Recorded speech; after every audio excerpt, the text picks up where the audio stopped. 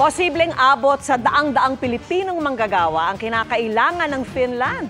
Bukod sa halos 100,000 pisong halaga ng buwan ng sahod, pwede ring isama roon ang pamilya ng Pinoy worker.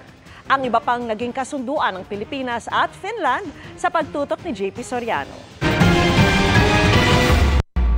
3 taon nang nagtatrabaho bilang seaman sa Europe si Rodolfo. Nang matapos ang kanyang kontrata, bumalik siya sa Pilipinas dahil nais niyang makapiling ang pamilya. Pero dahil kailangan na niyang magtrabaho ulit, naghahanap si Rodolfo ng bansa at employer na may benepisyong pwedeng maisama ang pamilya sa abroad. Pag doon ka nagtatrabaho, nandyan yung pamilya mo. Diba? Sarap magtrabaho pag nandun, malapit ka lang sa mga pamilya mo. Tamang-tama dahil ang pagsama sa pamilya ng isang dayuhang manggagawa ang isa sa mga inaalok na benepisyo ng bansang Finland na pumirma ng Joint Declaration of Intent o JDI sa gobyerno ng Pilipinas.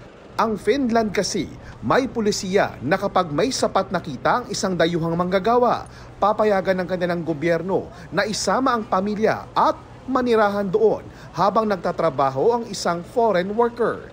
Hahanapan din ng trabaho ng Finland ang asawa ng dayuhang manggagawa at pwedeng mag-aral sa kanilang bansa ang mga anak. For Finland, it's important that for those workers who would like to come with their families, it's also possible, and we try to help to find a work for the spouses as well, and then they can get also children to Finland and to school if they like it that way. Ang kakailanganin ng Finland, mga skilled workers, hotel at tourism workers, restaurant staff, manggagawa para sa information technology o IT, at healthcare workers gaya ng nursing staff at caregivers. Ayon sa gobyerno ng Finland, mahalaga sa kanila ang labor equality. Kaya kahit ibang lahi, pare-pareho ang minimum wage na naglalaro sa 1,600 euros o mahigit 90,000 pesos pataas kada buwan o higit pa, depende sa uri ng trabaho at industriya. Kasama rin sa pinirmahang kasunduan ang upskilling ng mga Filipino healthcare worker.